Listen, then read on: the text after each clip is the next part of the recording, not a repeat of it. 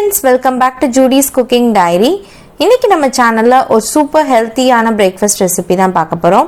ராகி முருங்கைக்கீரை அடை எப்படி செய்யறதுன்னு பார்க்கலாம். நீங்க நம்ம சேனலை ஃபர்ஸ்ட் டைம் பார்க்கறீங்கன்னா மறக்காம கீழ இருக்கிற red colour subscribe button press பண்ணிட்டு பக்கத்துல இருக்கிற பெல் ஐகான் பிரஸ் பண்ணிக்கோங்க. வாங்க வீடியோக்குள்ள போலாம். ஃபர்ஸ்ட் பேன்ல கொஞ்சமா எண்ணெய் சேர்த்துட்டு எண்ணெய் நல்லா சூடானதுக்கு அப்புறம் கடுகு உளுந்தம் பருப்பு போட்டு தாளிச்சுக்கோங்க. நல்லா பொரிஞ்சு வந்ததுக்கு அப்புறம் ஒரு சின்ன சைஸ் வெங்காயத்தை நல்லா பொடியா கட் பண்ணி இதுல சேர்த்துட்டு காரத்துக்கு ஏற்ற அளவு பச்சை மிளகாய் சேர்த்துக்கோங்க. நான் 3 பச்சை மிளகாய் அதை பொடியா கட் பண்ணி இதுல சேர்த்துட்டு நல்லா வதக்கி விட்டுக்கோங்க. வெங்காயம் நல்லா ப்ரௌன் கலர்ல வதங்கணும்னு இல்லை, ஜஸ்ட் கண்ணாடி மாதிரி வதங்கினா போதும். வதங்கினதுக்கு அப்புறம் இந்த வெங்காயத்துக்கு மட்டும் தேவையான அளவு உப்பு சேர்த்துக்கோங்க. சேர்த்துட்டு நல்லா வதங்கினதுக்கு அப்புறம் 1/4 கப் அளவுக்கு துருவின தேங்காய் சேர்த்துக்கலாம். துருவின தேங்காயும் சேர்த்துட்டு ரொம்ப நேரம் வதக்க வேண்டாம், ஜஸ்ட் 1 or 2 minutes வதக்கினா போதும். வறுபட்டதுக்கு அப்புறம் நம்ம முருங்கைக்கீரை சேர்த்துக்கலாம். 1 கப் அளவுக்கு நல்லா வாஷ் பண்ண முருங்கைக்கீரையை சேர்த்துக்கோங்க. அந்த முருங்கை இலை குச்சி அந்த தண்டு இருக்கும்ல, அதோடய சேர்த்திங்கனாலும் நல்லா தான் இருக்கும். முருங்கைக்கீரை சட்டுன்னு வெந்துடும். ஸோ 2 நிமிஷம் மீடியம் ஃப்ளேமில் வச்சு இந்த வெங்காயத்தோட வதக்கிறப்பவே நமக்கு ஆல்மோஸ்ட் வெந்து வந்துடும். நல்லா சுருங்கிரும் பாருங்க. வெந்ததுக்கு அப்புறம் ஒரு பொரியல் மாதிரி நமக்கு ரெடி ஆயிடுச்சு. நல்லா சுருங்கி வந்துருச்சு பாத்தீங்களா. இது நல்லா ஆறுனதுக்கு அப்புறம் ஒரு பவுலுக்கு டிரான்ஸ்ஃபர் பண்ணிக்கலாம். இது கூட 1 கப் அளவுக்கு வறுத்த ராகி மாவு சேர்த்துக்கோங்க. கடையில் வாங்குற மாவை ஜஸ்ட் ஒரு 2 to 3 minutes ட்ரை ரோஸ்ட் பண்ணி எடுத்துட்டு அதை ஆறுனதுக்கு அப்புறம் இதில் டிரான்ஸ்ஃபர் பண்ணி நம்ம இப்போதான் கம்பைன் பண்ணிக்க போகிறோம்.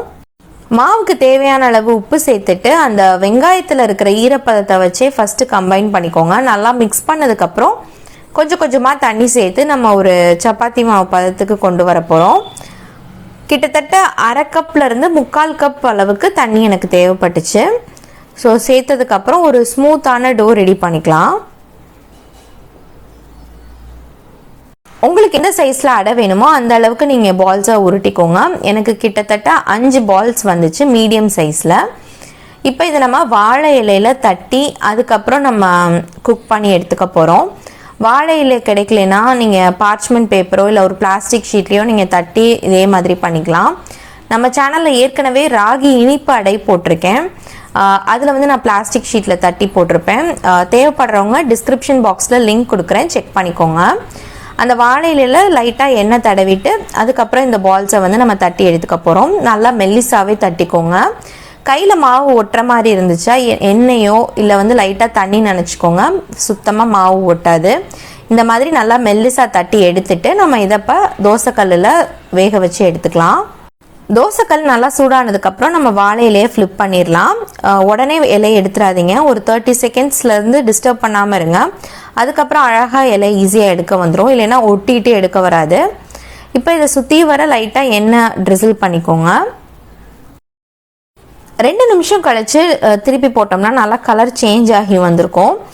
ஸோ நல்லா கலர் சேஞ்ச் ஆகிடுச்சுன்னா ஆல்மோஸ்ட் நமக்கு வெந்துருச்சுன்னு அர்த்தம். பட் உள்ளெல்லாம் நல்லா வெந்து வர்றதுக்காக லைட்டாக இந்த மாதிரி கரண்டி யூஸ் பண்ணி கீரல் போட்டுக்கோங்க. ஸோ உள்ளேயும் நல்லா வெந்து நமக்கு சாஃப்டாக கிடைக்கும். வெறுத ராகி அடையே நமக்கு ஹெல்த்தியானது தான். இதோட நம்ம முருங்கைக்கீரையும் சேர்த்து சாப்பிட்றப்ப இதில் வந்து அயன் விட்டமின்ஸ்லாம் இருக்கிறதுனால சூப்பர் ஹெல்த்தியான ஒரு பிரேக்ஃபாஸ்ட் ரெடி ஆயிடுச்சு. இதை நீங்கள் டின்னர் டைம்லேயும் சாப்பிட்லாம். தேங்காய் சட்னி கார சட்னி கூட சூப்பரான காம்பினேஷனாக இருக்கும். கண்டிப்பாக இந்த ரெசிபியை ட்ரை பண்ணி பாருங்கள். ரொம்ப குயிக்காக செஞ்சு முடிச்சிடலாம். நல்லா ஃபில்லிங்கான இந்த பிரேக்ஃபாஸ்ட் சாப்பிட்டு பார்த்துட்டு எப்படி இருந்துச்சுன்னு எனக்கு கமெண்ட்டில் ஃபீட்பேக் சொல்லுங்கள். இதே மாதிரி இன்னொரு சூப்பர் இன்ட்ரெஸ்டிங்கான ரெசிபியில் வந்து உங்களை மீட் பண்ணுறேன். அது வரைக்கும் ஸ்டே டியூன். தேங்க்ஸ் ஃபார் வாட்சிங். பாய்.